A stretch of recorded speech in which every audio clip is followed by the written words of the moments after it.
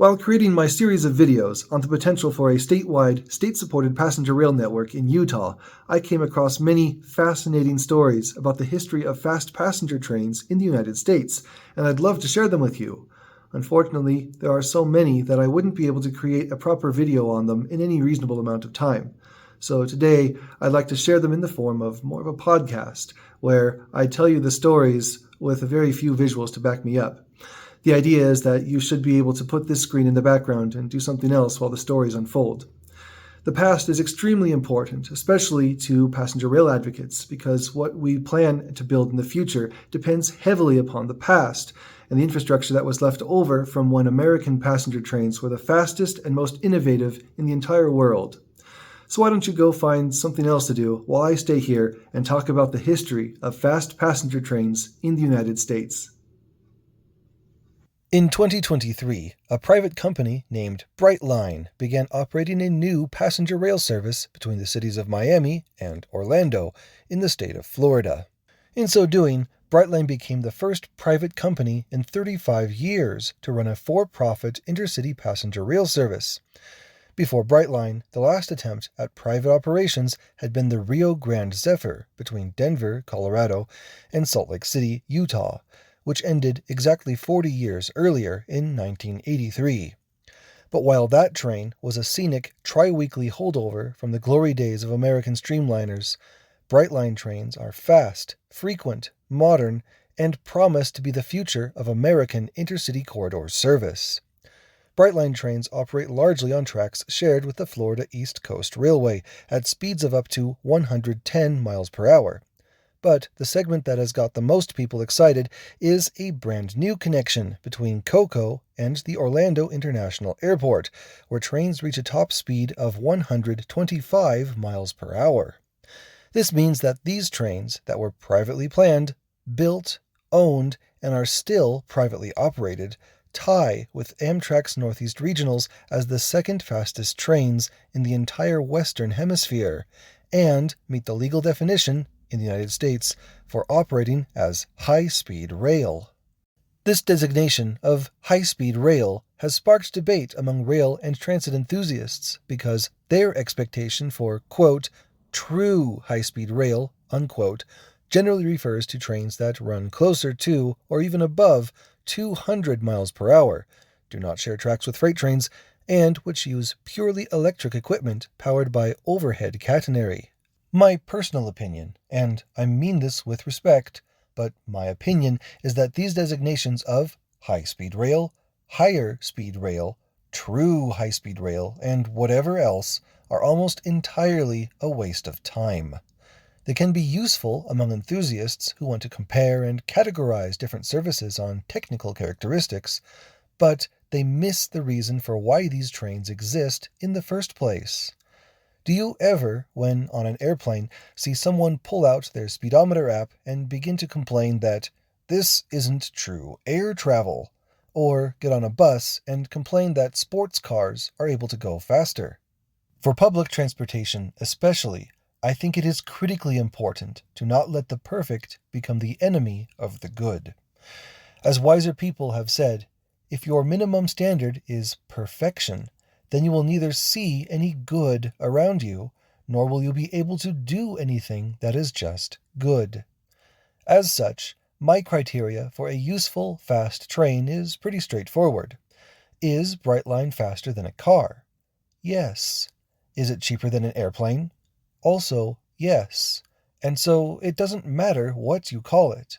It is a good intercity rail service, meaning that if the travel market is large enough, it will be successful. But if the formula for success is so simple, why is Brightline in Florida the only private passenger rail service in the United States today? Why aren't there other fast trains to every major city, like there are in a select group of Western European or East Asian countries? And what can we do to make our existing American trains go faster? Speed has been an important selling point for trains ever since they were first invented.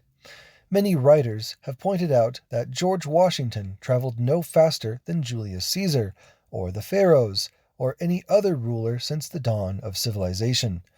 The speed of animals and sailing ships set the universal limit on how quickly goods and people could move around the planet. Steam power, coupled with smooth roads built out of steel rails, changed everything. Faster travel times opened new markets and travel opportunities that could have never existed before. From the 1830s onwards, the development of the United States began to be shaped less by horses and canals and more by railroads and industry.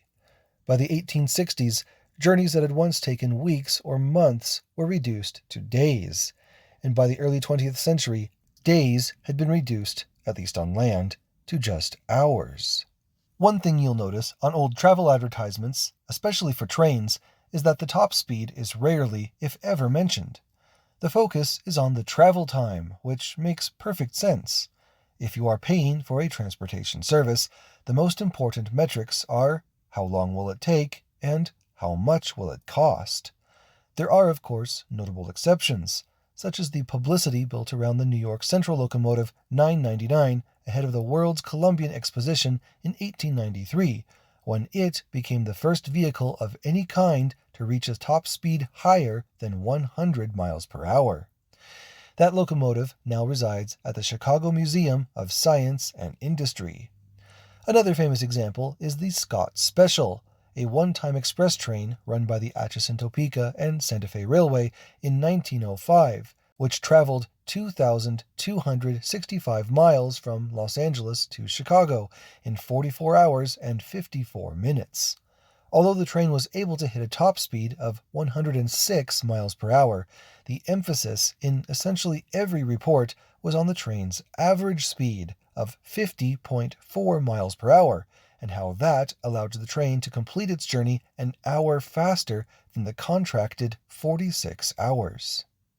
From a customer's point of view, dividing miles by hours to get an instantaneous rate of speed is a pretty arbitrary exercise, and the only reason we are so concerned with it now is that, thanks to automobiles, we've all been deputized as vehicle operators, and coordinating our rate of travel helps us drive in tight formations on the road.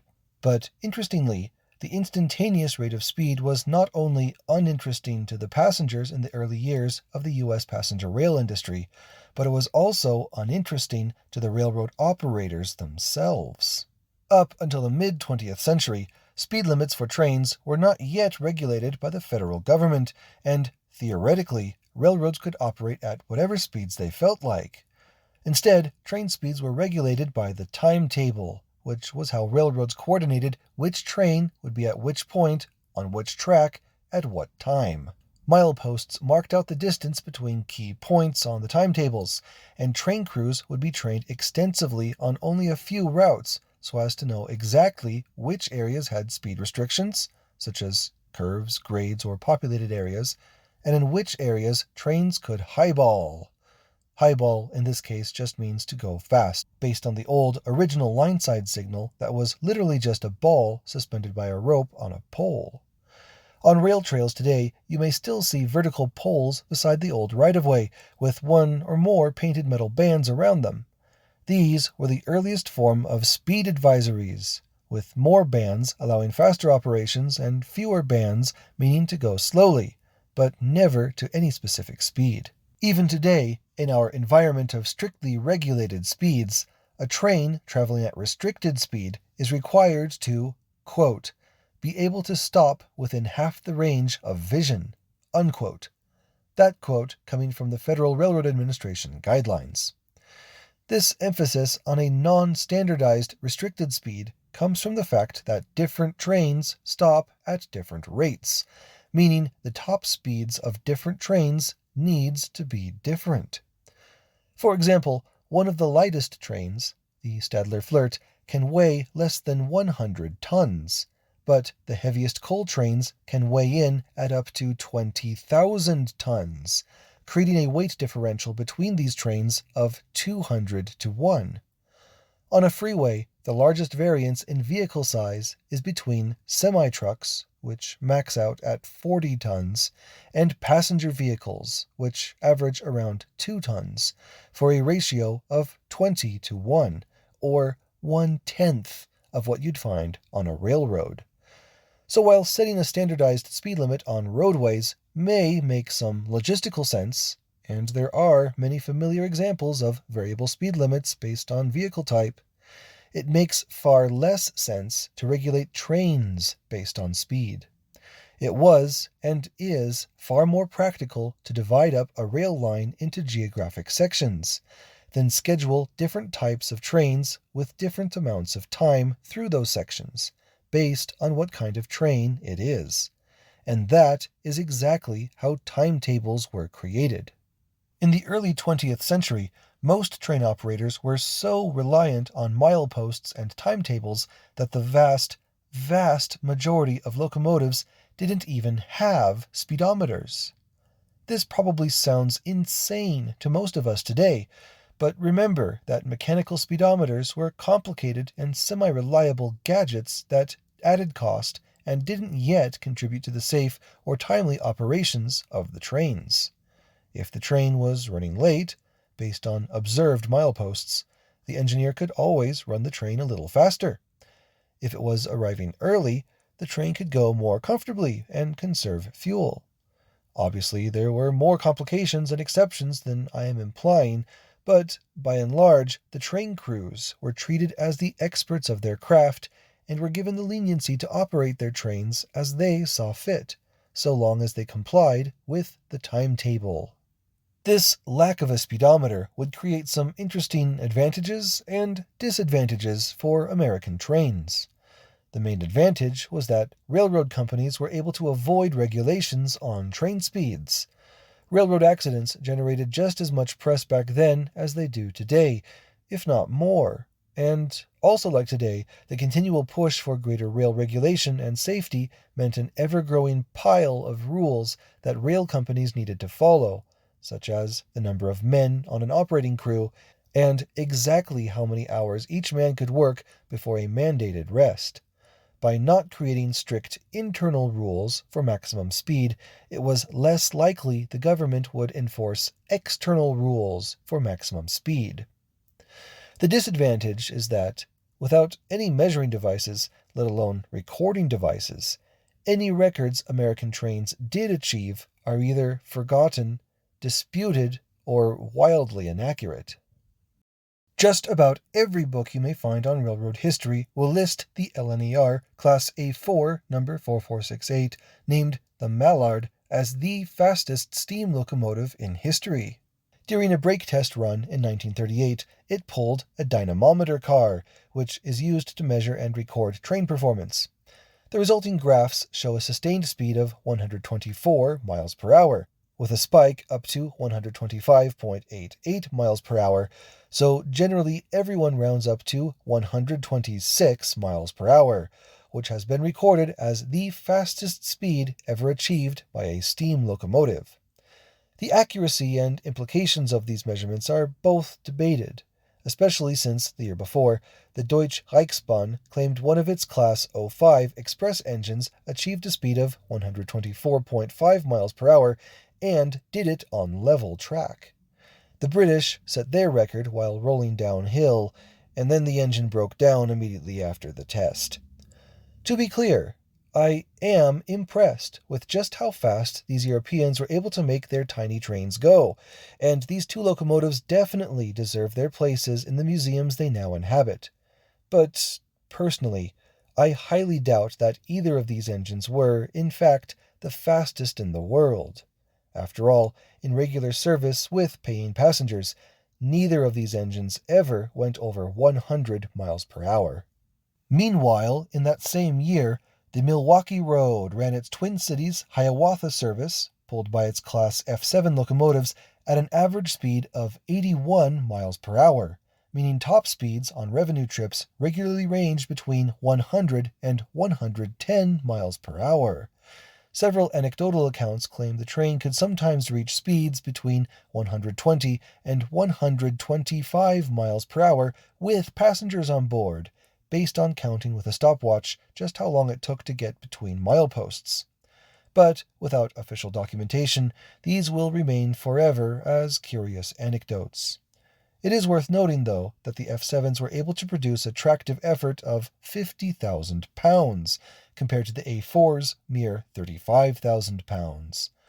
Other American Express locomotives of the day produced even more power, such as Union Pacific's FEF class, which had over 60,000 pounds of tractive effort, and which also regularly pulled passenger trains at up to 120 miles per hour across the plains of Nebraska, Wyoming, and Utah. But the American fan favorite for fastest steam locomotives is, without a doubt, the Pennsylvania Railroad's famous T1 class.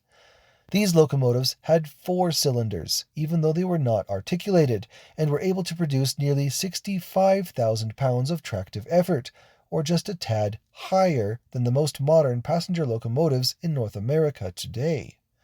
Applying so much traction to the rails with so many driving wheels, and without the aid of modern computers, was so challenging that the railroad officially limited these engines to 100 miles per hour. But even then, the wheels could sometimes lose traction and spin out at very high speeds. Spinning out a train wheel is the equivalent in today's cars of doing a burnout, where the wheels spin at a high speed while the train moves down the track at a different and slower speed. It wrecks the tracks, but it also wrecks the internal valves of the steam engine, which are designed to operate at slower rates and at higher pressurized loadings.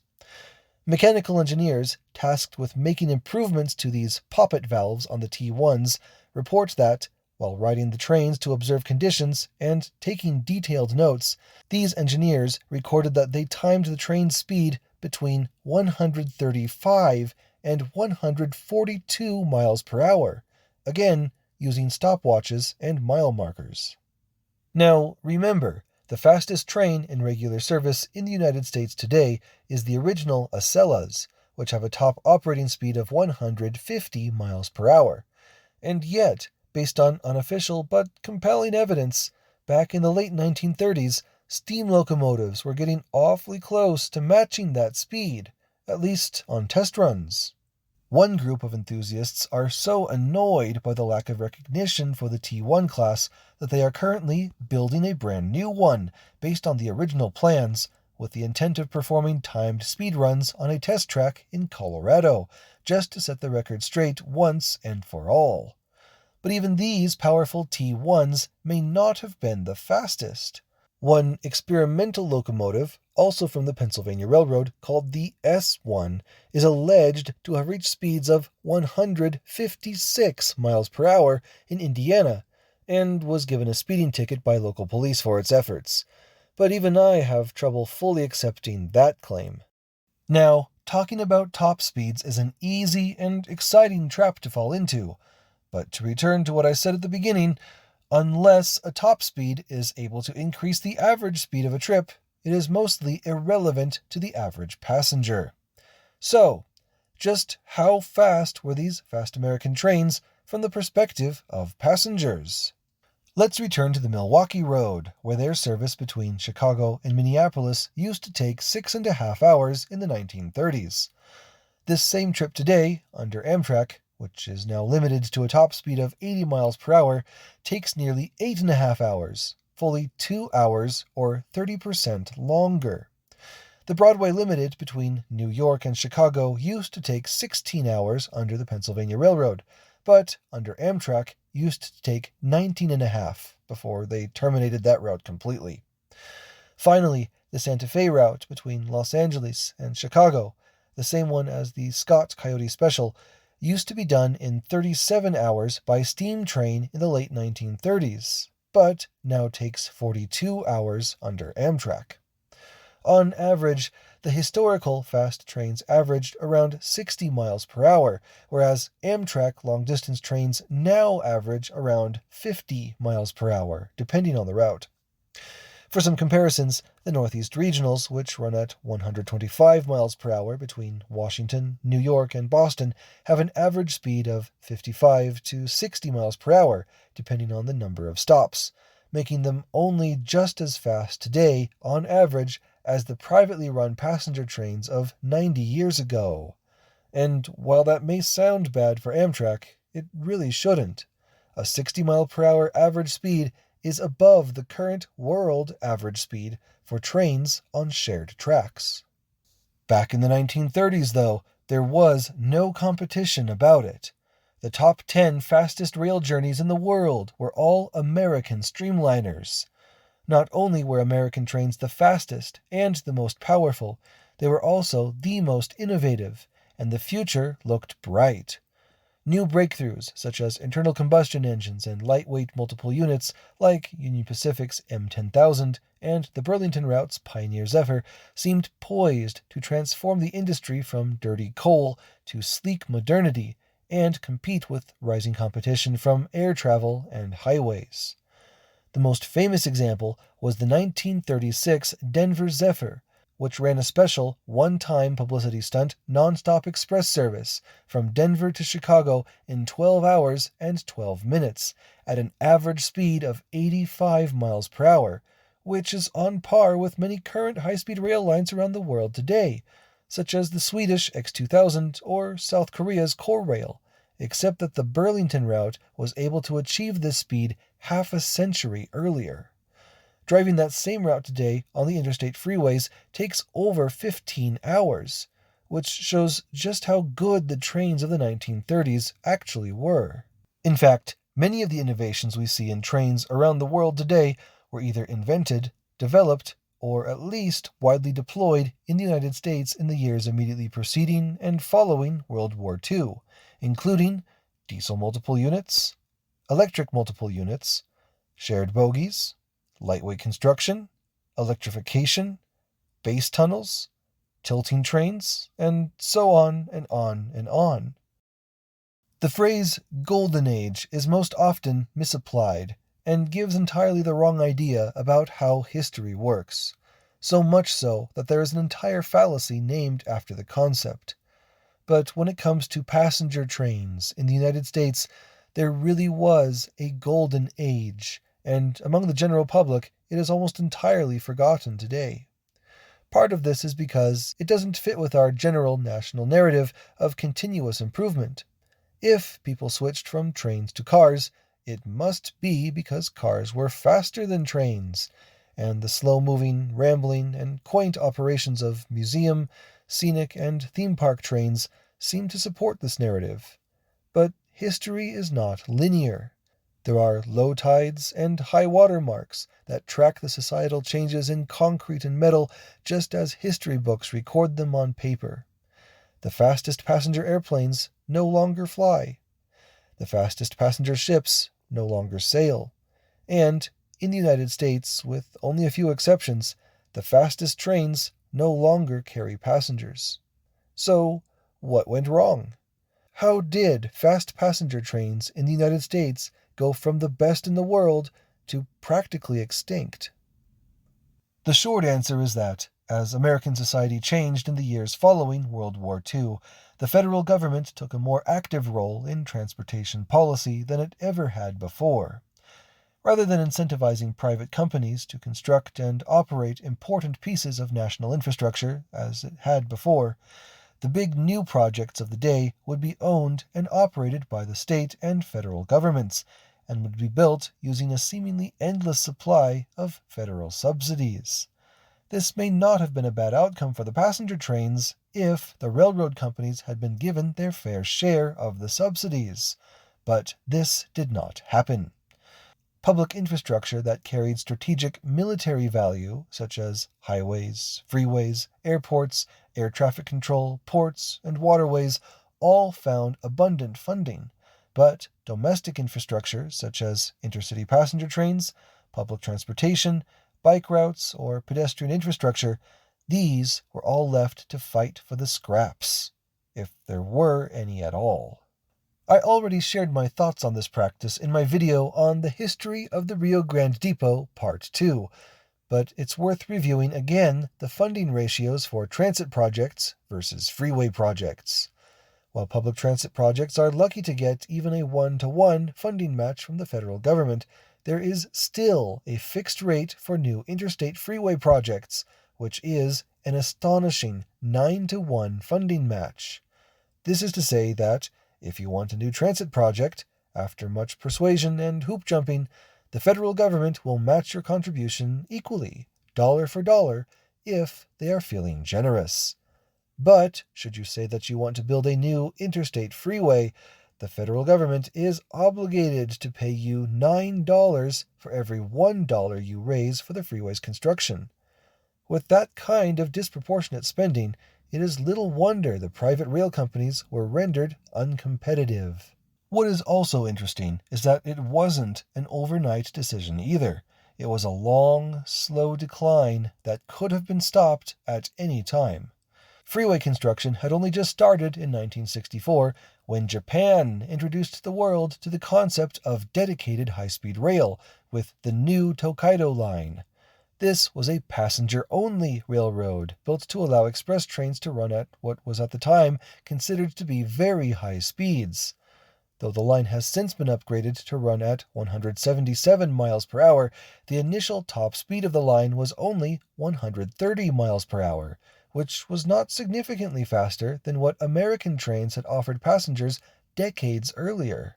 Top speed was not even the primary concern for the Japanese either, since the line was designed primarily for added capacity, as the old narrow-gauge Tokaido Line had been overloaded for years with both passengers and a surge in post-war freight traffic. As was common for a new technology in the 1960s, the new bullet trains became amazing marketing and propaganda tools for the Japanese government, and therefore sparked a technology race among several other countries. In the United States, the High-Speed Ground Transportation Act was passed in 1965, which set up funding for the development of a high-speed train to run between New York City and Washington, D.C. While there are several lines connecting these two cities, the most direct route was owned and operated by the Pennsylvania Railroad, or the same company that had built the T1 and S1 high-speed steam locomotives. Between New York City and Washington, D.C., the Pennsylvania Railroad had spent decades assembling its route and upgrading its tracks to become one of the first higher-speed electrified express corridors in the world, where trains pulled by the legendary GG1 electric locomotives already cruised for hours at 100 miles per hour. Both Union Station in Washington, D.C. and Pennsylvania Station in New York City were architectural landmarks, inspiring many of the great European stations that came afterwards, and still set our expectations for grandeur in rail and air hubs today. But there was another important reason that this route was singled out to become a government showcase. By the 1960s, train speeds had come under federal regulations, and speedometers had become standard equipment. The impetus for regulation had come from a particularly public collision in 1946 in Naperville, Illinois, dubbed by the newspapers as the Naperville Train Disaster. 45 people were killed when one passenger train rammed into the back of another passenger train, which was stopped on the track to check for a potential issue in the running gear.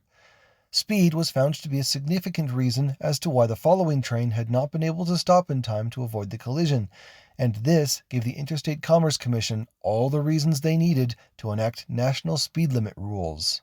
Under these new rules, the speed of trains along any section of track was tied to a checklist of multiple factors, including grades, curves, construction tolerances, maintenance history, signaling, and the number of grade crossings, just to name a few items.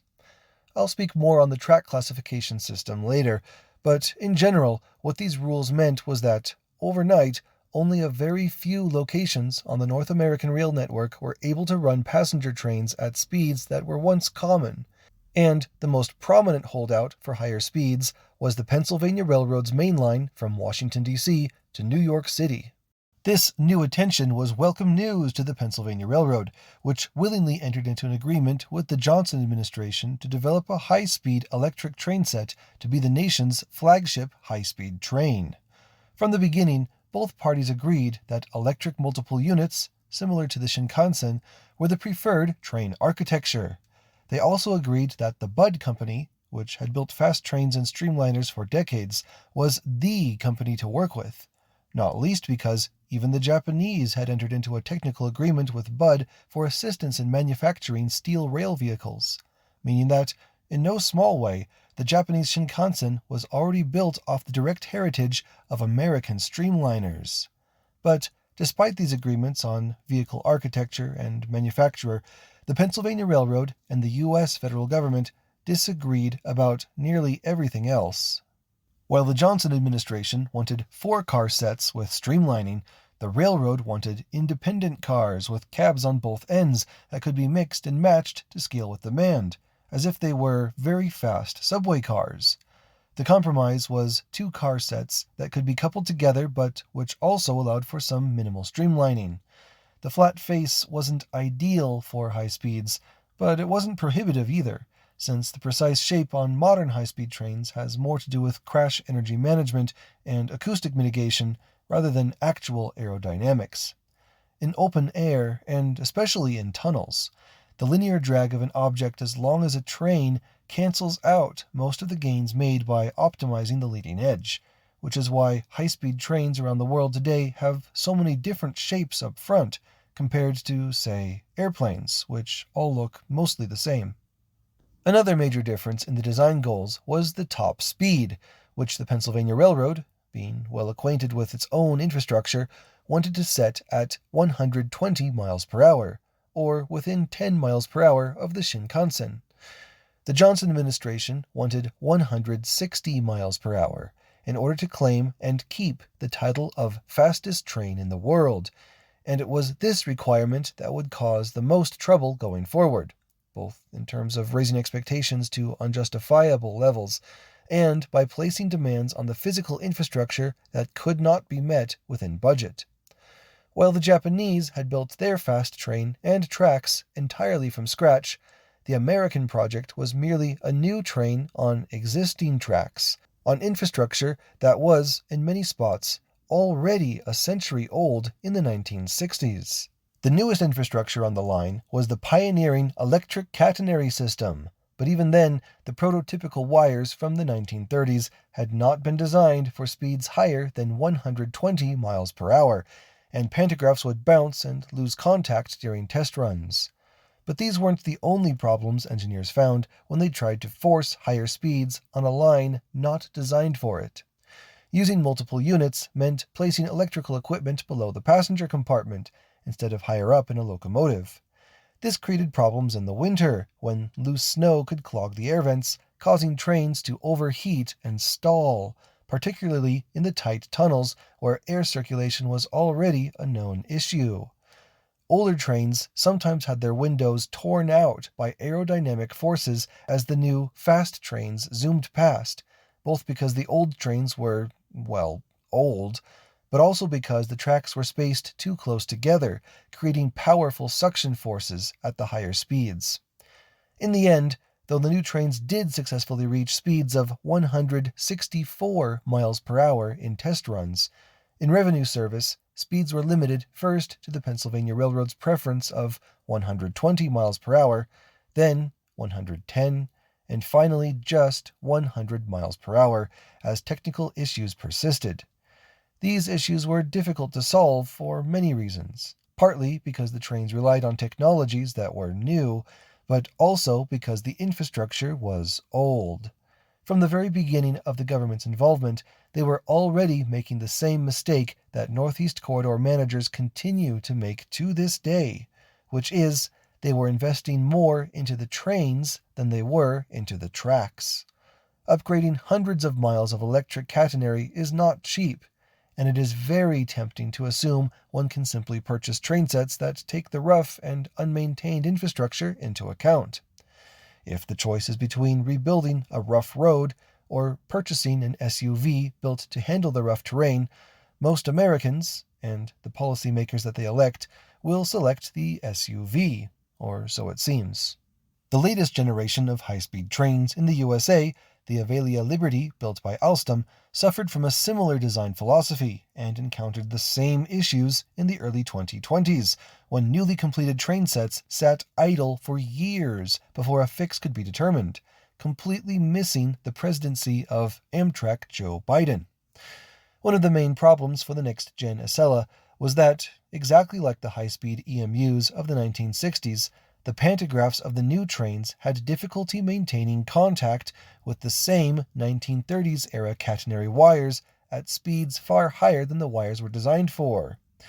After a few major fixes, the new trains are now running and about to carry passengers at speeds of up to 160 miles per hour, or exactly the same speed the Johnson administration set as a requirement 60 years ago.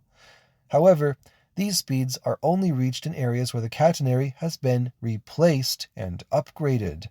In the sections that still use the old wire, and I do mean the same copper wires from nearly 100 years ago, not just the support system.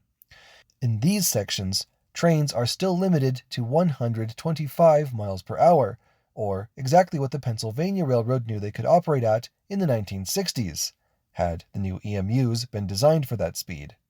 But the new trains had not been designed for that speed, and instead the designers had stretched the technological limits of the day by aiming for 160 miles per hour.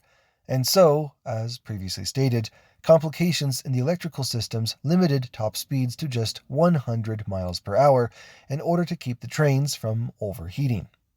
Despite this embarrassing setback, the service was opened to the public with great fanfare on January 16, 1969, only 5 years after the debut of the Japanese Shinkansen. And, like the Shinkansen, the American trains brought a new name into the lexicon of the Northeast. These new trains were the Metroliners. As a service, the Metroliners combined their still respectable speed with high-class service, and the public responded. Trains were regularly sold out, despite the high ticket prices and limited availability. Running an express service, the initial schedule offered service between New York City and Washington, D.C. in as little as 2.5 hours at an average speed of 90 miles per hour, making it competitive with many high-speed rail services around the world even today. For reference, the current fastest service on Amtrak's original Acela makes the same trip in just under 3 hours at an average speed of 77 miles per hour, owing to several extra station stops and growing traffic congestion. All of this is to say that the Metroliners were a very good first step on the road to the even faster trains that politicians and the public wanted, and had more steps been taken afterwards, such as actual investments in the tracks they operated on, then perhaps the Metroliners would have been remembered more fondly by rail fans than they are. But the next steps never materialized, due in part to a lack of continued government funding, but mostly due to the poorly timed implosion of the Northeastern Railroad industry. In 1968, the declining revenues of the Pennsylvania Railroad forced it to combine with rival railroad companies to form the Penn Central Railroad, which itself then went bankrupt in 1970. Amtrak was created the following year to alleviate not only the Penn Central, but all private railroad companies nationwide from their unprofitable passenger services, which, again, had only been made unprofitable due to the extreme subsidies given to competing travel modes. Suddenly, all passenger service between Washington and New York City, now dubbed the Northeast Corridor, was under new federal management, and the new company was given one major edict to follow: maintain service. One of the major themes in any public transit or passenger rail service in the United States in the second half of the 20th century is that the government would take over an existing private service, not in order to expand and grow that service, or even to adapt it to more modern practices and traffic patterns, but simply as a way to preserve the communities of voters who depended on them. The overall goals of mobility and reducing the use of private vehicles was a tangential benefit, because the real focus was on preserving the services that had existed and keep the voters who depended on them happy. This isn't to say that many people weren't trying their hardest to enact reforms, nor that they didn't succeed in several important instances. It is only to say that the way money was allocated was, for the most part, meant merely to keep politically popular services operating in the face of overwhelming financial resources being spent elsewhere. Any read of the history of Amtrak will show that the National Railroad Passenger Corporation was absolutely beholden to this thinking. So many reasons as to why Amtrak can feel so outdated in the year 2025 are that the types of trains, the types of service, and the routes themselves are all replicas of the private trains, services, and routes that came before Amtrak. Innovation and responses to market forces have largely been set aside in favor of the congressional mandate to maintain service. The Northeast Corridor was no exception. Amtrak had the funding and the political mandate only to keep the trains running, maintain service. Running faster trains on the Northeast Corridor, which route Amtrak purchased in 1976, was an obvious way to win over more passengers. But why risk existing customers and existing funding in favor of future customers, especially when any failure, any drop in ridership, or any deviation from the norm were held under the magnifying glass of political scrutiny? Better to keep your head down and maintain service. Under that magnifying glass, Amtrak faced another problem too. Being the operator of a national network, not just the high-speed line in the Northeast, politicians and taxpayers expected that any investment or improvement in service in the Northeast would be matched with equal investments in improvements to services in their states. After all, if taxpayers from around the country were paying for Amtrak's ongoing operations, then it was only fair that Amtrak operate fast trains around the country, not just between New York City and Washington. Enter the Turbo Train, built by the United Aircraft Corporation and stuffed full of evolutionary and innovative ideas. Built originally in 1967 as a competitor to the Metroliner, Amtrak expanded the service area of the turbo trains to Boston, West Virginia, Ohio, and Chicago, as none of those locations yet had any overhead electric catenary. Instead of using locomotives and cars, train sets were permanently coupled together, using low-floor cars that could passively tilt around corners, just like Talgo trains today. Instead of streamlining that sloped up and over the train, the ends sloped out to the sides, like the prow of a ship, and could open up to reveal a passageway for crew and passengers to walk between trains when they were coupled together.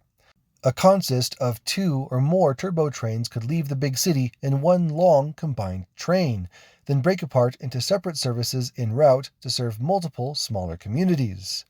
Instead of expensive electric catenary, the turbo train had 2 gas turbine engines, one located on each end, that could generate the enormous amounts of power required to accelerate up to 170 miles per hour.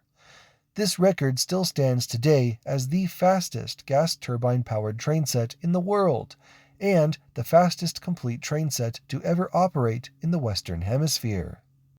I say complete train set because there are 2 other test vehicles which did go faster, but they never carried paying passengers.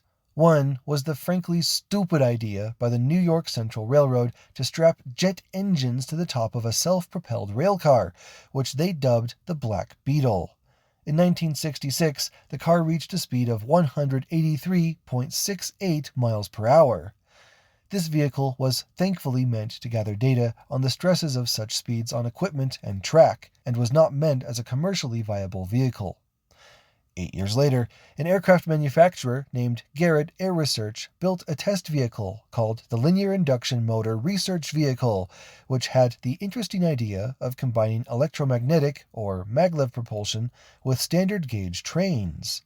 If a tall, third center rail could be added for higher speed sections, then trains could be pulled down the track at high speeds, like a launching roller coaster. An onboard gas turbine engine provided electrical power during the tests, and, due to their test track in Colorado being too short, jet engines were once again added to boost the train to the intended test speeds. Doing this, they were able to achieve a speed of 255.7 miles per hour, which still stands today as a record for any rail vehicle on conventional track without overhead electric catenary. Though, with the center rail, I do have to question how they define the word conventional. Operating without overhead electric catenary was a major design goal for all of these projects for several reasons. I will speak later to the costs and limitations of catenary wires, but it is also important to consider the timing. In the 1960s, full electrification between Washington, D.C. and New York City had only just been completed 30 years earlier, and because that was among the first major mainline electrification projects in the world, some important and expensive lessons had to be learned in the process. Industry leaders were desperate to find a way around the need for this expensive upgrade, and the continued technical issues of the Metroliners, happening at the same time, only reinforced this need. And for the commenters who seem to think that this is a uniquely American attitude, it certainly was not. Rail operators around the world continued to experiment for many years with alternative fuels and engine types, including the famous French TGV, which in its initial form was anticipated to use gas turbine engines, similar to the American turbo train. Oil was cheap, and in the early 1970s it seemed like everything was going the way of the jet and the turbine. But, of course, these assumptions would not last. Obviously, the oil crisis of the late 1970s proved that a reliance on oil would make everything vulnerable to price hikes and general uncertainty. But a bigger issue for American railroads turned out to be speed limits, since very few locations were actually ready for 170-mile-per-hour operations, even without the need for electric catenary. Let's return now to the issue of railroad speed limits. The federal classification system, originally developed in the late 1940s, is still our national standard today, consisting of different classes of track, each rated for an increasingly higher top speed. The increment between classes is usually 10 miles per hour, but occasionally more, with passenger trains generally allowed to travel 10 miles per hour faster than freight trains, though occasionally more. Most mainline tracks are maintained to a Class 4 standard, which allows passenger trains to run at 80 miles per hour, or technically 79.9999 repeating miles per hour, but I think that's overly pedantic, even for an essay as long as this one. Freight trains on Class 4 track are allowed to run at up to 60 miles per hour, which is plenty fast for most freight operators, since heavy cargoes don't generally need to get places at high speed, and maintaining and certifying track to a higher standard isn't usually worth the costs. There are plenty of exceptions, especially out west, such as the BNSF Kansas subdivision, which was the historic route for several Santa Fe Streamliners. The railroad still maintains several sections of Class 5 track, where passenger trains can run at up to 90 miles per hour, while freight trains are allowed to run at up to 80 miles per hour.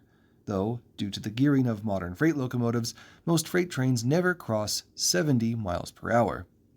If you ever happen to see an Amtrak train being led by a freight locomotive, usually because its own passenger locomotive had issues, you can impress your friends by declaring with certainty that that train is late.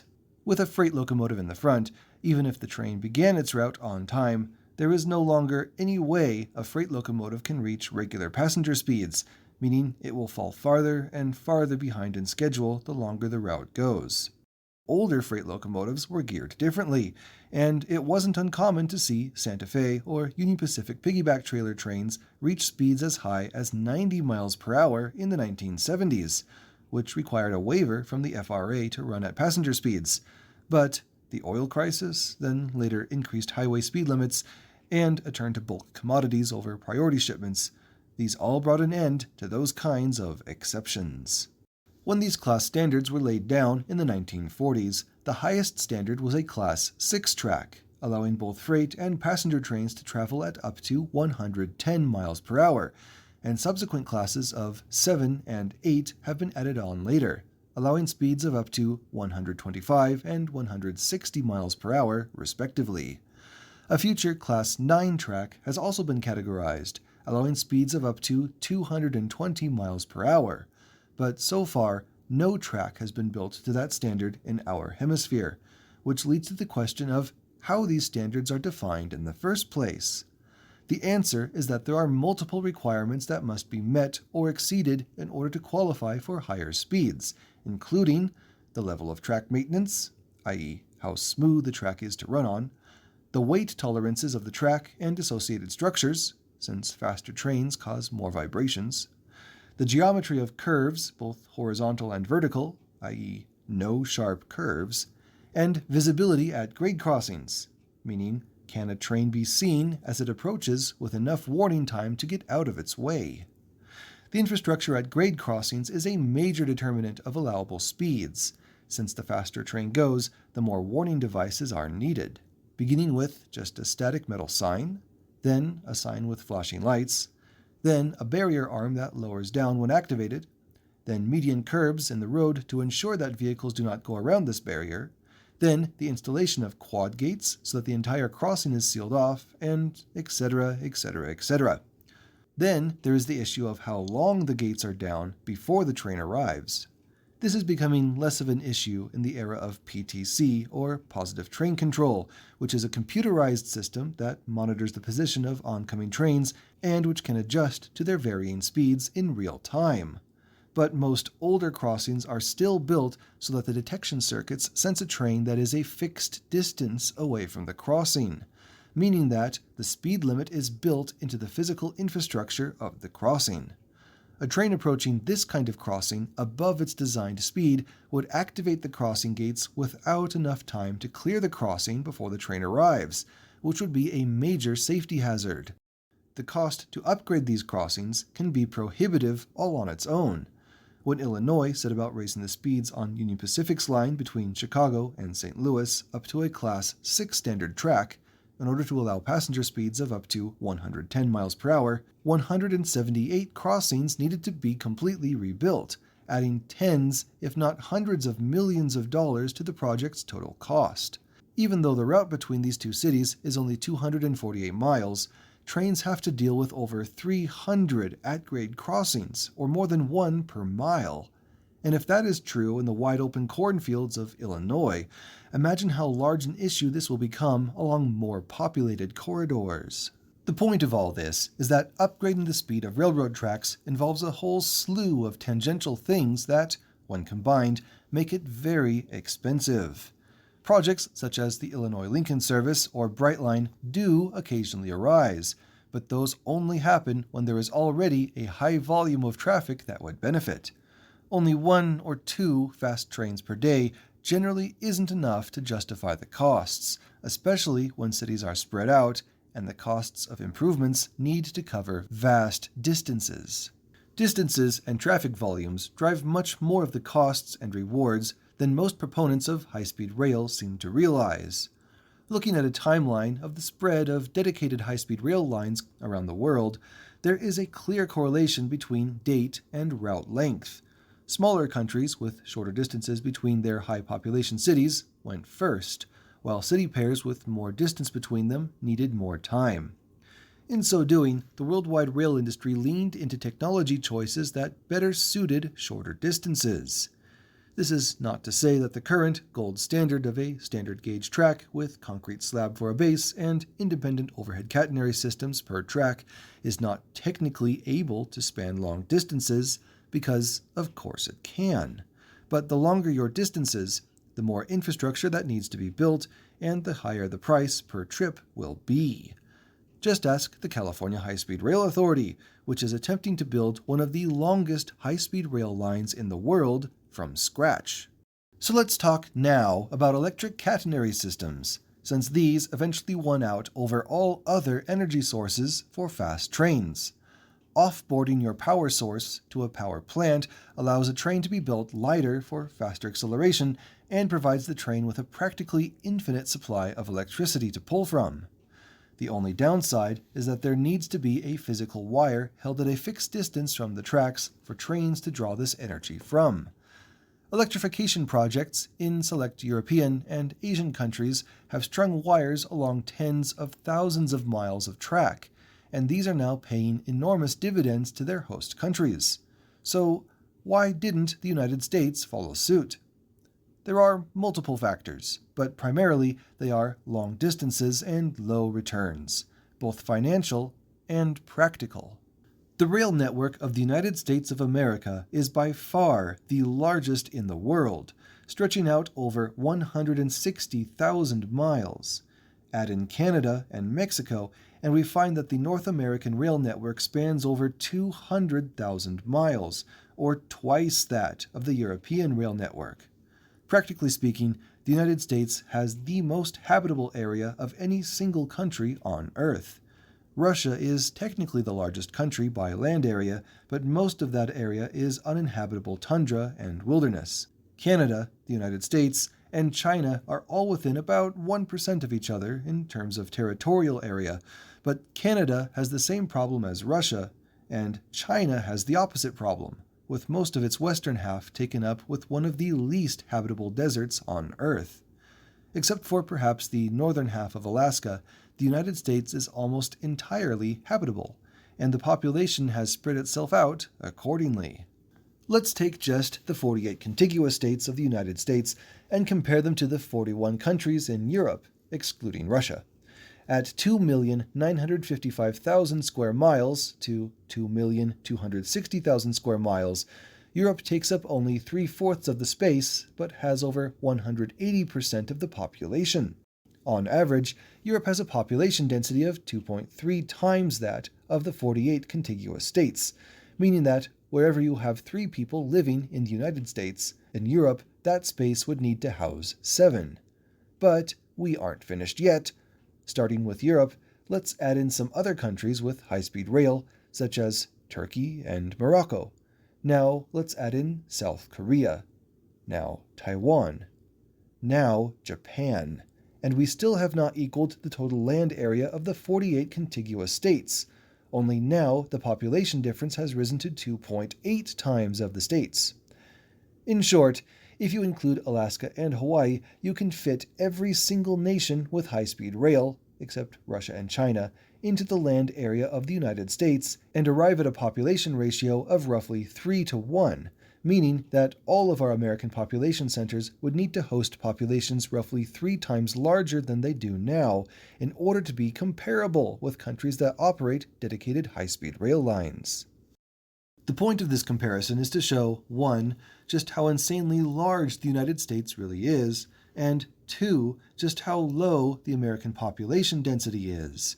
Adding electric catenary to even just a majority of the North American rail network would be a bigger rail project than any ever undertaken anywhere on Earth by a significant margin, and would benefit far fewer people than other smaller projects.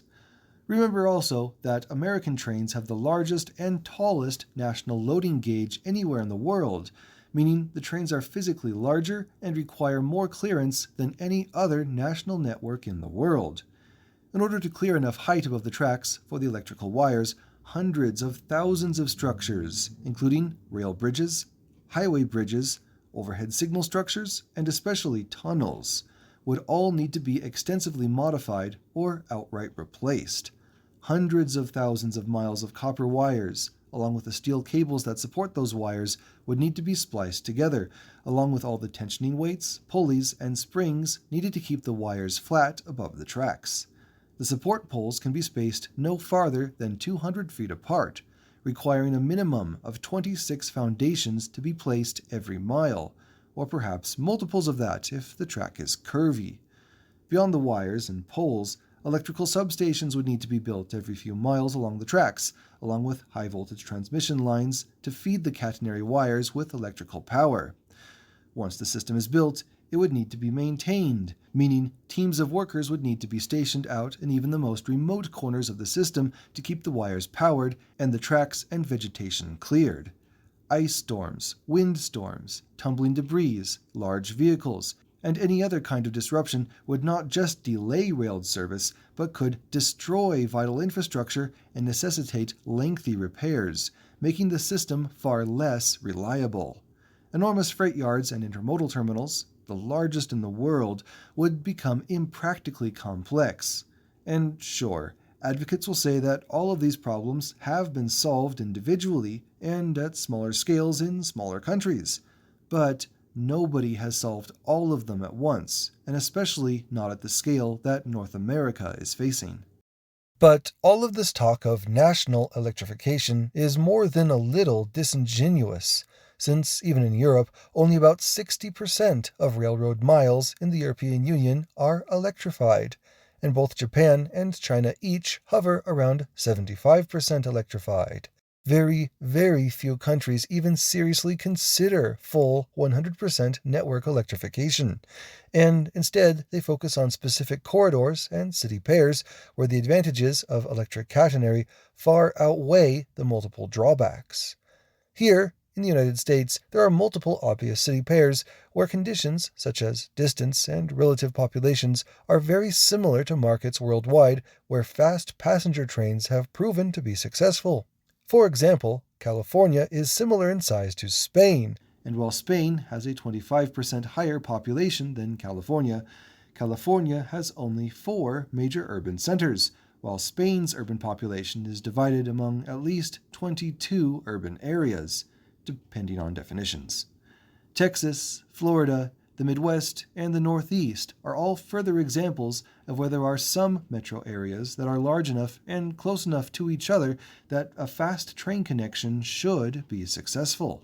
But developing a scattering of isolated corridors comes with a major political problem. If you build an airport, you can fly a plane to any other city that also has an airport. The road network is similar. But for trains, the optimal strategy is focusing in on specific city pairs, meaning one rail project connects your city to only one other major city. In a centralized democracy such as ours, where benefits need to be distributed to urban and rural parts of the country equally, these are the kinds of arguments that count. This isn't so much a problem in a politically dispersed place, such as Europe, where each country is able to build its own network of fast trains centered around their capital cities. 16% of English people live in London. 20% of French people live in Paris. A quarter of Japan's population lives in Tokyo. Compare that to the entire New York City metropolitan area, which contains less than 6% of Americans, and it is easy to see how even the largest American cities have very little influence on national politics. As a side tangent, while national borders have been very good for domestic rail travel in Europe, they have been terrible for international rail routes, which continue to be notoriously expensive and inconvenient. Air travel is still the dominant mode for international travel within Europe, which is the opposite of the busiest rail route in the United States. The Northeast Corridor travels between 8 states and would not be able to function if not for the federal ownership of Amtrak. All this adds further proof that, despite some outward similarities, Western Europe and the United States are fundamentally different kinds of places. And speaking of Amtrak in the Northeast, let's finally get back to our story. The Northeast Corridor did eventually get high-speed trains. After a few false starts, Amtrak settled on a train set combination that proved remarkably stable, the AEM-7 electric locomotive and Amfleet coaches, beginning on May 7, 1980. These Swedish-inspired locomotives, affectionately known as toasters or meatballs, were able to pull heavy trains at sustained speeds of 125 miles per hour, finally matching and slightly exceeding the Pennsylvania Railroad's goal for the original Metroliner. In fact, because the Amfleet cars were based off the plans and tooling of the original Metroliners, Amtrak was able to keep a few original Metroliners around and still runs them as unpowered cab cars to this day, over 6 decades after they were originally placed in service. The Amfleet services, which still carried Metroliner branding, were so successful, both publicly and financially, that Amtrak was able to gather together enough political support to expand its electric infrastructure north to Boston, a distance of 155 miles at a cost of $600 million, beginning construction in 1992.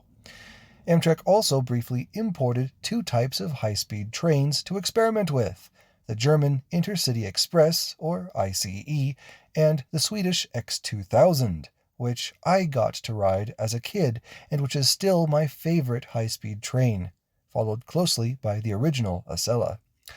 The national tour of these and other foreign trains served to build public support for new rail corridors around the country, such as the California services in California and the Cascades in the Pacific Northwest.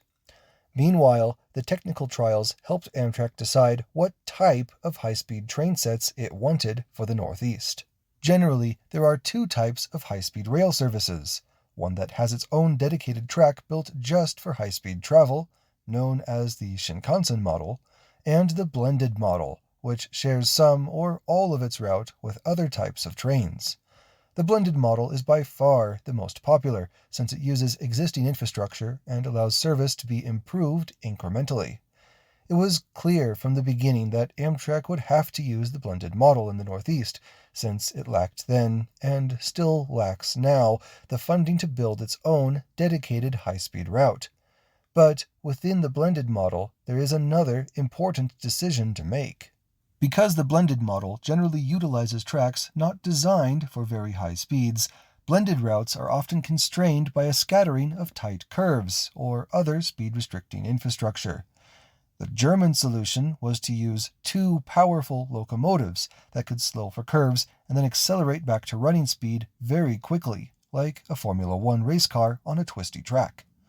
The Swedish solution was to use a single locomotive, the other end of the train is an unpowered cab car, to push or pull a train set that is able to tilt as it approaches corners, meaning the train wouldn't need to slow down as much for sharp corners, like a NASCAR on an elevated turn. These differences are very important for a route like the Northeast Corridor, which has clashing characteristics on either side of New York City. The Washington side is flat and straight, with long spaces between curves where the ICE was able to power its way up to 165 miles per hour, compared to the X2000's 155. Meanwhile, the Boston section spends much of its distance curving along the rocky coastline of Connecticut, where the X2000's tilting abilities gave it the advantage over the ICE. Ultimately, Amtrak chose both options at once and requested a train that featured two high-powered electric locomotives, one on each end, and tilting passenger cars in the middle. With that decision made, it became time to face a uniquely American problem. Crash standards for American trains are the most stringent in the world, and require trains to be able to resist massive impacts that would crumple other trains. This is because, as mentioned earlier, freight trains in the United States are the largest and heaviest on the planet, aside from a few stray mining operations here or there, and passenger trains need to be able to withstand direct impacts with these behemoths. Resisting powerful forces usually means adding reinforcements in strategic areas, but because American crash standards were largely created in the 1920s, before advanced computer modeling was available, the specific requirements don't take many modern optimizations into account. For example, the French designers of the Acela cars gave the train the nickname Pig because of how overbuilt and heavy it was compared to the smaller and lighter train sets they were used to in France. Now, to be clear, American crash standards have saved many lives and are a very good thing. For example, the only fatal crash of the ICE, which derailed at 125 miles per hour, that crash killed 101 people, or nearly one-third of the people on board. A head-on crash at a similar speed of an Amtrak Northeast Corridor train in 1987 killed only 16 people, or less than 3% of the people on board. It's such a stunning statistic that I need to repeat it. An Amtrak train crashed head-on into several stray locomotives at over 100 miles per hour, and the fatality rate was only 3%.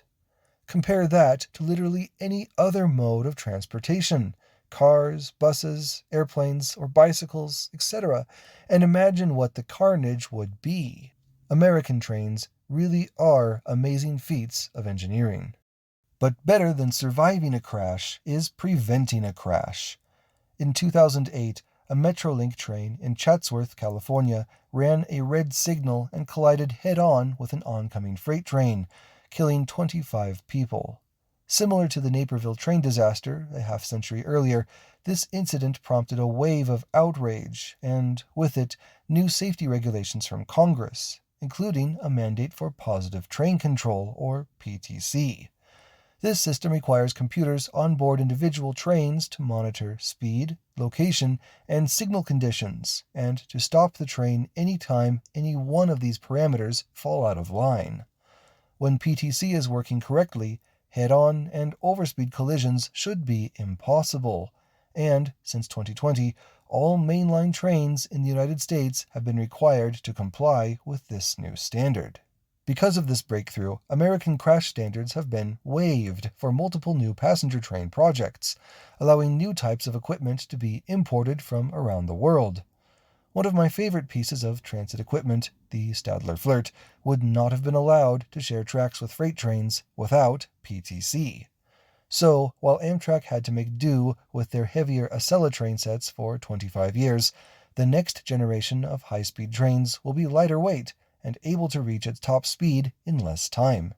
Despite the weight and the nickname, the first-generation Acelas were still massively successful in their own right, routinely drawing sellout trains, increasing Amtrak's mode share, and raising Amtrak's top operating speed from 125 miles per hour to 150 miles per hour, which earned it an average speed of 76 miles per hour.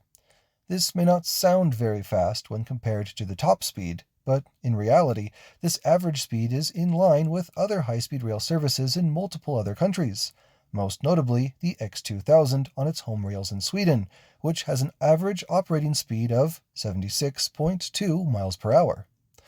Initially, the top speed of 150 miles per hour was only achieved in a short segment of newly electrified track in Rhode Island, but improvement projects, prompted by Acela's success, were later able to upgrade several sections of century-old catenary in New Jersey to similar speeds in 2022, and even more track is scheduled to be upgraded by 2026. The next generation of Acelas, despite years of delays in both the United States and in France, will be able to reach speeds in these segments of 160 miles per hour, finally achieving the Johnson administration's goal from the 1960s, but still short of the turbo train's record of 170 miles per hour on that same section of track. Officially, ongoing improvements are supposed to allow the new trains to eventually reach 186 miles per hour at a future date, but currently that remains a long-term goal without a path to completion. If 186 miles per hour sounds random and arbitrary to you, it is because that number was translated from International Scientific Units, also known as kilometers per hour. 186 miles per hour is equivalent to 300 kilometers per hour. 125 miles per hour is equivalent to 200 kilometers per hour. 80 miles per hour is 128 kilometers per hour. 62 miles per hour is 100 kilometers per hour, and so on and on. I suspect that one of the many reasons rail fans consider the Northeast Corridor to be slower than other international routes, or not true high-speed rail, has to do with our top speeds appearing as a lower number, thanks to our use of U.S. customary units. It just sounds better to say that a majority of the Northeast Corridor is capable of speeds up to 200 kilometers per hour, rather than only 125 miles per hour, even though those two numbers mean exactly the same thing. As a side note, and this one truly is a side note, the United States does not now and never has used imperial units of measurement. The imperial system was created in Britain in 1824, nearly half a century after the United States declared independence from Britain. This new system was slightly different than the units that had been in use at the time of the split, and standardized many units with greater precision. The U.S. customary system is based on the previous units, and was formalized in 1832 with only minor updates since then. We are a republic, not an empire. We do not use imperial units. Metric units, strangely enough, were spread throughout Europe by the First French Empire under Napoleon. If any system deserves the name imperial, it ought to be the metric system, or, to use its real name, the international system. While I do admire the simplicity of unit conversions within the international system, I take issue with its base units of measurement. The gram is too light, the kilogram is too heavy, and the meter is too long to be relatable or useful. The U.S. customary system, for all its perceived quirks and faults, is a human-scaled system that fits the needs it was created for.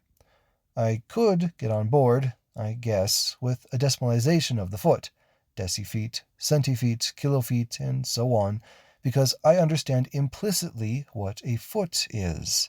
Hold out your hands parallel to each other, straight in front of you, with your arms by your sides, and that is about a foot. A meter, by contrast, is derived from taking the distance from the North Pole to the equator, then dividing that number by 10 million, which is a totally arbitrary and useless thing to do. Nobody needs that. I'll be sticking with my feet and miles, thank you very much, as will most Americans. So, in order to avoid false comparisons, it is important for disgruntled American high-speed rail enthusiasts to remember to convert their speeds before making any premature comparisons. For instance, when the Avelia Liberties finally do reach 186 miles per hour, they will match the top speed for the majority of TGV, ICE, and Shinkansen services. Yes, a few Shinkansen and TGV services reach 200 miles per hour in a few places, and several Spanish and Chinese high-speed lines hit 220 miles per hour. But these speeds are beginning to run up against physical limitations, which suggest to me that we've reached the end of the contest for highest top service speed. Although the French TGV once demonstrated a top speed of 357 miles per hour, or 575 kilometers per hour, it could only do this after it had been fitted with special big wheels and rolled down a hill for the sake of the speed record, similar to the English Mallard test 80 years earlier. The practical limitations of such speeds resolve into two main points: distance and energy costs. Basically, there are very few pairs of cities with enough space between them to justify such high speeds, but also with enough travel demand between them to warrant such an expensive system to be built in the first place. The costs of keeping track and catenary maintained to precise standards are significant, and are not helped by the extreme rise in energy costs. Wind resistance increases with the square of velocity, meaning the energy costs of running a train at 200 miles per hour are 4 times higher than running at 100 miles per hour, and so on and on. For example, the Chinese railways famously reduced speeds on their brand new 220 mile per hour lines to only 190 miles per hour in 2011 in order to offer cheaper ticket prices and fill their trains. This choice has since been reversed as demand increased, but it proves the point that the faster the train goes, the narrower the economic niche it occupies. And you can't talk about high-speed trains without at least mentioning China.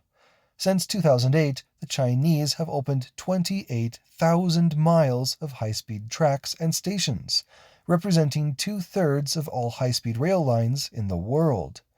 There is a lot to say about how and why the Chinese were able to achieve such a dominant feat in so short a time, but my opinion is that there isn't really that much that Westerners can learn from the Chinese example, at least in terms of the planning and implementing of fast trains. Technologically, they are a marvel, but they are not so different from what exists in other countries as to make them utterly unique.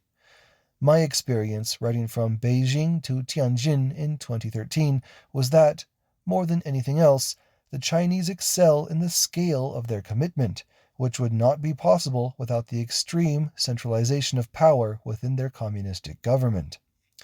In the United States, we are required by law to conduct environmental studies to determine which routes do the least amount of damage to natural habitats. The Chinese have no such considerations.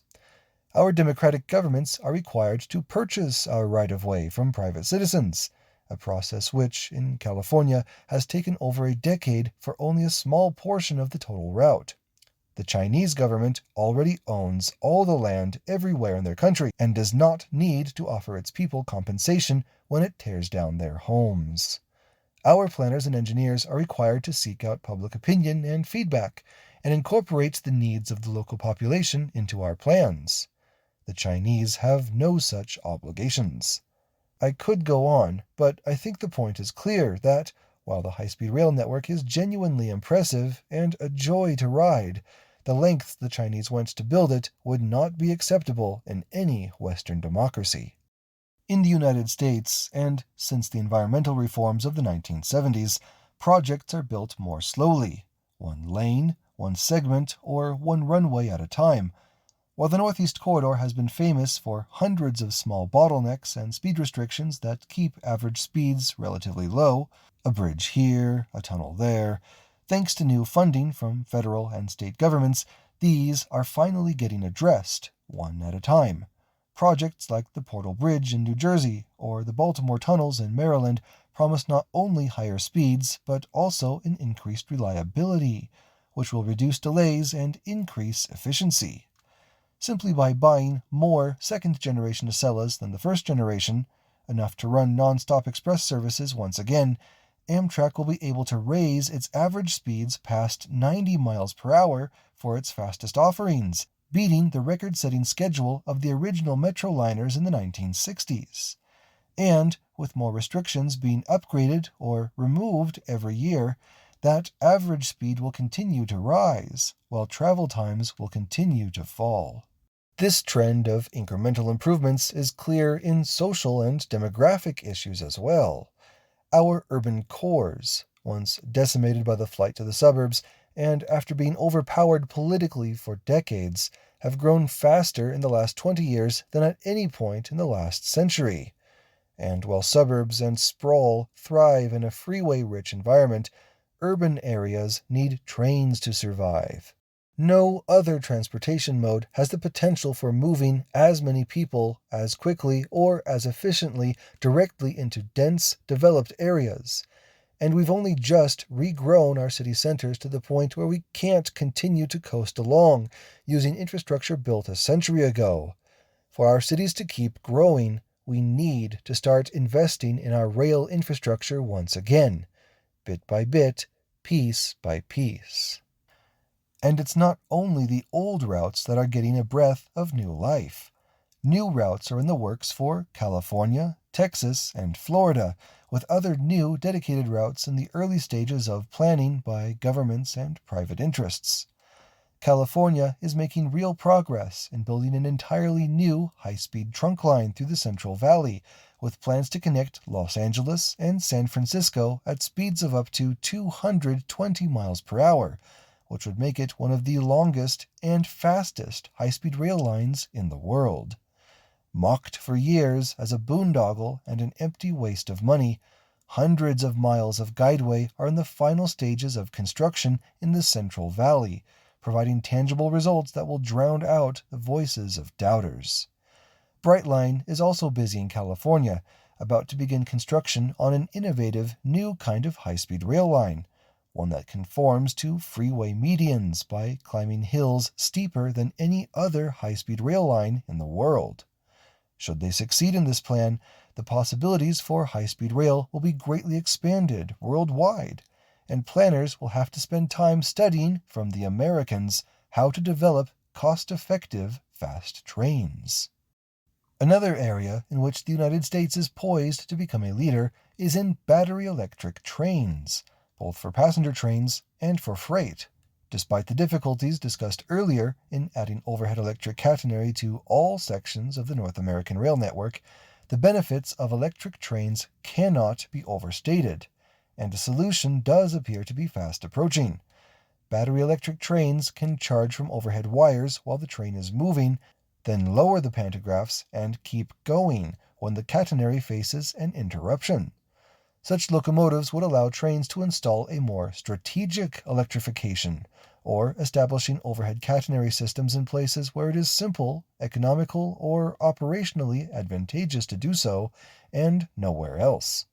For example, while a freight train traveling over level ground requires a minimal amount of energy to keep it rolling, changing speeds and climbing grades requires an enormous amount of power. For short hills, battery locomotives could provide the burst of power required without the need to run up the diesel engines or slow the whole train. but for grades long enough that not even the battery electric locomotives could provide a sufficient boost, they would be able to attach to a section of catenary and pull their power from that segment directly from the grid. As a strategic section, this catenary could be installed on stretches without bridges or tunnels, and if there are features, such as a summit tunnel, the battery locomotive could be fully recharged before entering the tunnel, eliminating the need for wires within that space. While the far future promises to be reliant entirely on such battery locomotives, they are already providing valuable services to railroads that combine them with diesel engines.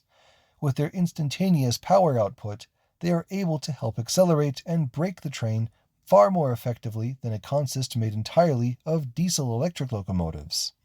As these mixed hybrid consists become more widespread, there will be more incentives to add overhead wires in strategic areas.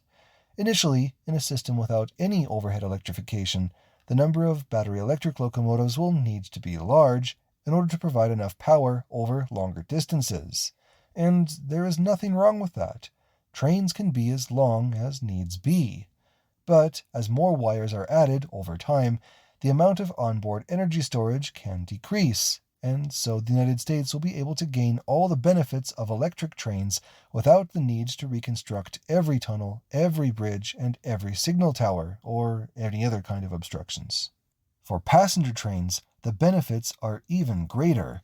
Faster acceleration, quieter and smoother travel, cleaner air, and faster travel times are all achievable with a switch from diesel-electric to overhead or battery electric trains.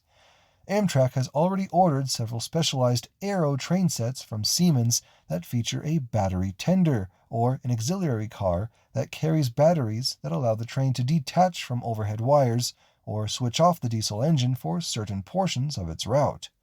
Metro-North in New York City has ordered 13 battery electric locomotives, also from Siemens, to allow direct services between lines with different electrical systems. Rather than filling the locomotive with inverters and other electrical conversion equipment, these new locomotives will fill that space with batteries, reducing complexity and streamlining operations. And, of course, Stadler has multiple orders from California and Chicago to produce battery electric multiple units in both single-level and double-level varieties. Such trains can be revolutionary in turning tired, locomotive-hauled commuter trains into fast, frequent regional rail services. Trains that had limited top speeds due to limited power will now be able to accelerate faster and reach those higher speeds sooner. Travel corridors, where speeds higher than the traditional 80 miles per hour were never considered before, could soon become promising candidates for speed increases, up to 100 miles per hour, 110, or even 125 miles per hour, or right at the cusp of what is considered to be high-speed rail. But this kind of success in a few corridors can potentially threaten others by raising expectations beyond what is reasonable. As American trains begin to run at speeds matching the very fastest trains in the world, it will become especially important for the public and transit advocates to realize that there are multiple ways for a train service to be valuable to the community. High-speed trains are definitely attention-grabbing, but there are many ways that trains of any speed can be useful and successful. As I record this in 2025, Amtrak is divided into three main business units: the Northeast Corridor and its high-speed operations, the long-distance network and their preservation of historic routes, and a long list of unconnected state-supported routes. This last category is for routes below 750 miles in length that require local states to be more active in funding and planning, and several states have stepped up in big ways. California and North Carolina have had great success in expanding schedules and reducing travel times in their own states, while other corridors, such as the Cascades in the Northwest, have shown that multiple states, even across international borders, can cooperate on issues of funding and frequency. For years, these state-supported corridors had received only minimal attention and funding from the federal government, reflected by the odd way these projects were managed. In decades past, if a state wanted service improvements, such as more departures or lower travel times, it was standard practice to simply give money to the private railroad company in a set contract, then let the company decide how to add the upgrades to their lines. More recently, though, states have been playing a more active role in the planning and construction of rail assets, and a very encouraging trend has emerged. In 2012, the state of Michigan purchased 135 miles of track, reaching from Kalamazoo to Dearborn, from the railroad company Norfolk Southern for $135 million. Then they spent the next several years upgrading the line to allow speeds of up to 110 miles per hour. By owning the tracks themselves, the state was able to skip lengthy negotiations with the railroad company and can now run as many trains as they want, when they want. In 2021, Virginia was able to buy 223 miles of track and 386 miles of disused right-of-way from the railroad company CSX, while the 386 miles of disused right-of-way will be remade into a 110-mile-per-hour line similar to Michigan's state-owned track. It is the 223 miles of existing track that is most interesting, since this represents one track of an existing two-track main line, meaning one track will be owned by Virginia and used primarily by passenger trains, while the other track will be owned and used primarily by CSX freight trains, with the occasional sharing of track space as needed. This kind of cooperation promises to be beneficial for both state-supported passenger trains and private freight operators, which is an underappreciated consideration. Except for a few short years during the First World War, the rail network of the United States has been almost entirely owned and operated by private, for-profit corporations, which is largely unique among developed nations. Of course, there were originally enormous government subsidies in the form of land grants for the expansion of transcontinental rail lines, but 1. These land grants would have been worthless to the government without the access that the railroads provided, and 2. The model of private companies competing for government grants is one key reason why the rail network in the United States grew to be the size it is today, compared to the slower growth in more nationalized nations. For many decades, this system worked relatively well, with the private railroads providing both profitable freight and mandatory passenger services under the regulation of the Interstate Commerce Commission.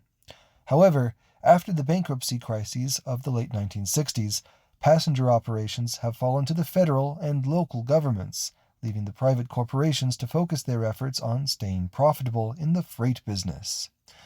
This has worked well not just for investors in the companies, but also for the nation as a whole, because, while these private rail companies are far from perfect, in terms of economically moving bulk freight long distances by rail, nobody has done it better anywhere in the world. Measured by ton miles, meaning 1 ton moved 1 mile, American freight railroads move around 40% of this nation's freight. Compare that to European rail freight providers who move around 10%, plus or minus a few percent or two, depending on the country. Or compare that to Japan, the home of the bullet train, which moves only 4.5% of its freight by rail, or 1/10 the mode share of American railroads. That difference is made up for by polluting and inefficient diesel trucks, which helps explain why the American freight network is the greenest and most efficient in the world. The constant innovations and cost-cutting by American railroads, such as double-stack container cars, distributed power, unit trains, and precision-scheduled railroading, have all kept railroad companies profitable and ensured that the United States has never needed to nationalize its rail network in a time of peace. Many transit and passenger advocates argue that these private railroads are a barrier to passenger trains, and that they should be bought out by the government and operated publicly. After all, we've watched for decades as the freight companies have whittled down their networks to just the bare essentials needed to turn a profit, cutting out track, signaling, and sometimes entire routes needed by passenger trains.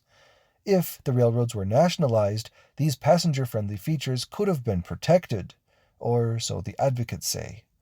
I, however, disagree that these are insurmountable barriers. My opinion is that the private freight carriers should not be punished for being efficient.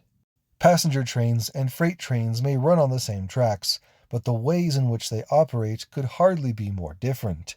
The speed, weight, destinations, stopping patterns, and safety requirements are all nearly opposite of each other.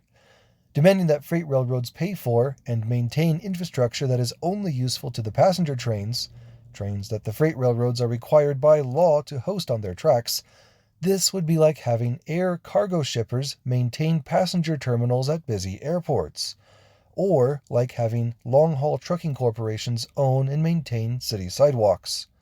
For both of these examples, we have set up public agencies to take public ownership for the public good, which is why I am so encouraged by the developments in Michigan, Virginia, North Carolina, California, Illinois, and many other states where public money is used to purchase passenger-specific rail infrastructure to be publicly owned, rather than sending that money to buy temporary assurances of good service from the private railroad companies. This finally gets us back to Brightline, Florida, which, in my opinion, is the best example of what is possible in most major travel corridors in the United States. Instead of merely demanding that freight companies give priority to passenger trains, Brightline added capacity to the freight corridor by raising money and building a second track along its entire route. Significant work was also performed on widening curves, adding crossovers, reconstructing railroad crossings, and upgrading the track from a Class 4 standard to a Class 6 standard, able to host passenger trains at up to 110 miles per hour. Where a new route was needed, they built one up to a Class 7 standard, able to accommodate up to 125 miles per hour. Now, under joint ownership, a third-party dispatching company treats passenger and freight trains equally. This is significant, since the usual arrangement for coordinating rail movements is for the host railroad, typically the freight carriers, to care primarily for their own needs at the expense of their partner operators. With a third party in charge of dispatch, the dispatchers need to keep both of their clients happy. The end result is that, in a travel market where Amtrak continues to run 2 round trips per day on a Class 4 single-track freight-owned main line and takes between 5 to 7.5 hours to get from Miami to Orlando, Brightline is able to run 16 round trips per day and takes only 3.5 hours per trip, regardless of weather or highway traffic. The response from the public is exactly what passenger rail advocates had hoped for. Sold-out trains and high ticket prices have become the norm, and additional train cars have been ordered from Siemens to lengthen some trains up to 10 cars each. Ridership is on track to break 3 million passengers in 2025, and with train cars still being delivered and new stations in the works, it shouldn't be long before Brightline is carrying the 4.5 million annual passengers required to achieve profitability. None of this success should be surprising. As I said at the beginning, Brightline offers a good rail service, equal to many of the best services in other countries. What is surprising is that even in the face of so many subsidized competitors, in the form of highways, airlines, and even Amtrak, Brightline aims not only to achieve profitability, but also to pay off its entire construction cost.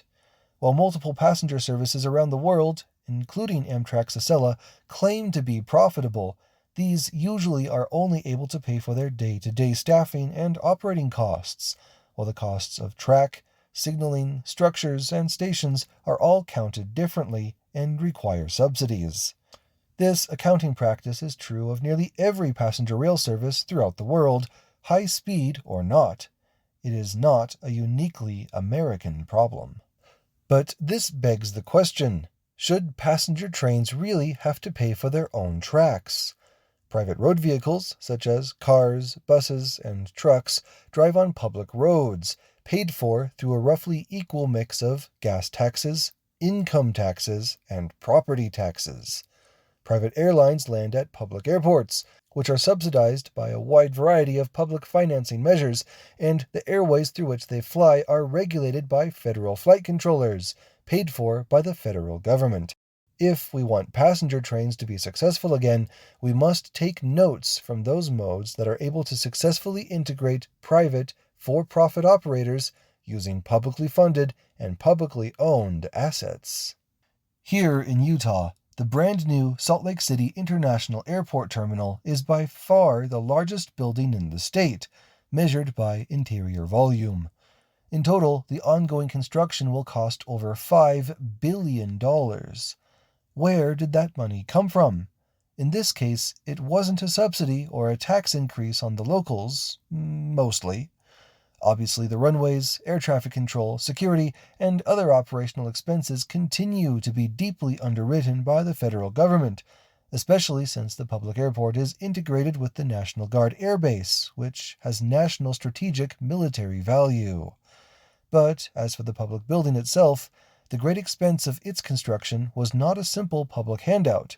Instead, the majority of the funding came through airport access fees and ticket sales, which is to say that the private airlines who pay to land and take off from this public facility were able to pay almost the entirety of the cost of this public building. They can do this because the Salt Lake City International Airport sees over 26 million passengers per year. It is the 21st busiest airport in the United States and the 70th busiest in the entire world. In fact, if you look at a list of the busiest airports worldwide, you'll see that about half of the airports on that list will be American airports, whether that list be the top 10, top 15, top 50, and so on. Now, America does not have half of the biggest or busiest cities in the world, but you'd never know it based on our airport spending. How do we have so much money to spend on airports? The key is the airline industry. Multiple valuable companies compete for passengers and cargo, providing a service that the public is willing to pay for, both in ticket sales and in subsidies. While it may sound cliché, customer service and a valuable product are key. Reasonable travel times, reliable results, and competitive prices are enough to keep passengers returning to the skies.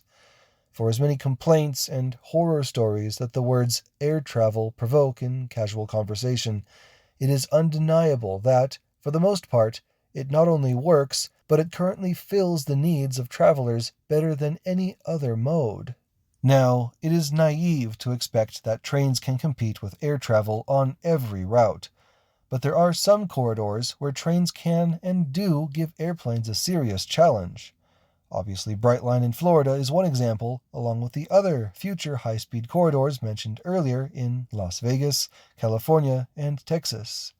Many people scratched their heads when Brightline expressed interest in running a Northeast Corridor service to directly compete with Amtrak's Acela, but I sincerely hope they do eventually break into that market. Having multiple companies competing for my business is so much better for me, the traveler, than having one provider take me for granted. For as good as Amtrak is, and as dedicated to the mission as many Amtrak employees are, Amtrak, as an institution, has no rail-based competitor, and they know it, and they act like it.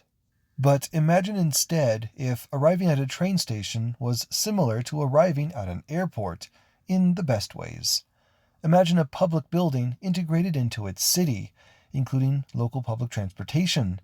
Imagine having a choice between which provider to purchase a ticket from. Imagine having multiple departure times to choose from. These trains would run on the same publicly owned tracks or trackage rights as each other, the same way that airplanes fly along the same federally managed air routes. But the pricing, the speed, the stops, and the onboard services would all provide you with options. Imagine how that would change people's perception of rail travel. For those in a hurry, there would be the faster trains with express services and few stops in between. For those on a budget, there would be more local service, carrying many more people and stopping at multiple stations in order to keep their prices low.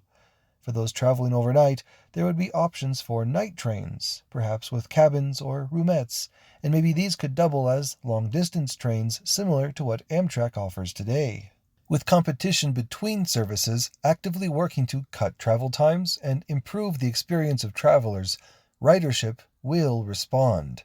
As more people choose to travel by train, connections, facilities, and operations will be put in place to accommodate the increased passenger demand. Easier access will make it even more convenient for passengers to travel by train, which will grow demand even more and so create a virtuous cycle.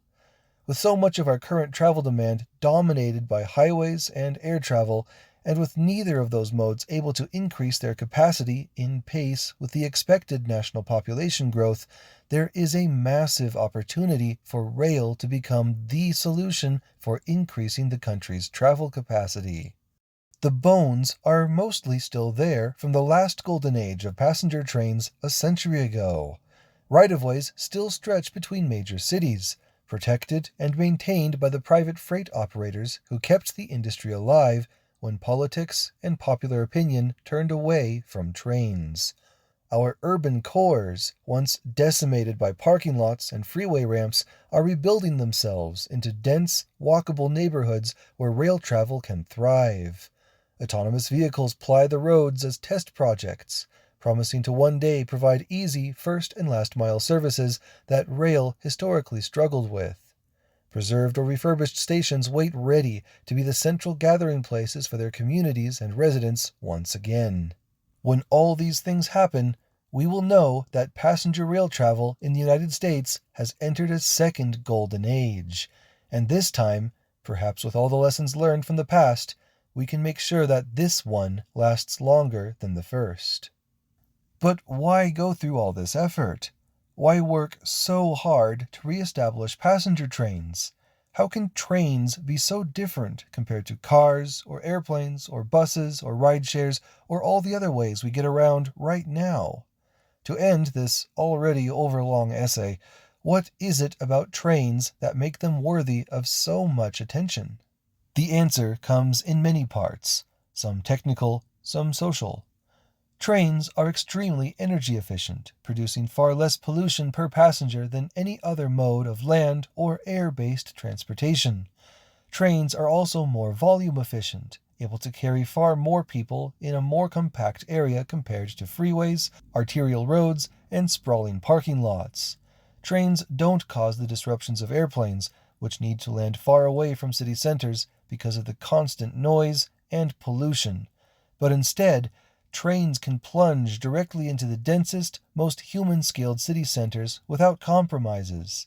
In fact, these same human-scaled cities almost always depend on trains for a healthy flow of people moving in and out and through and around them. Imagine a New York City, a London, a Paris, a Beijing, a Shanghai, a Tokyo, a Mexico City, or a Sao Paulo, or many other cities, without their trains. No subways, no metros, no rail transit, no grand train stations to connect the metropolitan centers with their suburbs. It is almost easier to imagine these cities without electricity or running water, since the trains and the people they bring to the city and the mobility they provide to these people in moving and mixing around the city, these define what the city is more profoundly than any of the arts, culture, architecture, or even history. In our age, it is our technological choices that shape our environments, our lives, and our views. Studies have shown that differences between individuals, be it racial, economic, cultural, religious, or any other identifier, these differences often create distrust and strain civility on a societal level. How can I trust or even understand someone who dresses differently, talks differently, and especially believes in different things than I do? The natural tendency is for cultures to stratify, to segment, and to separate. If it wasn't for the strong economic forces that tie us together into our tentative societies, there would be little reason for our cultures, our nations, and our civilizations to exist. After all, throughout most of human history, they didn't. What changed our history, and what forms the single exception now to this rule of separation, is the rise of cities and the technological revolutions that enabled them.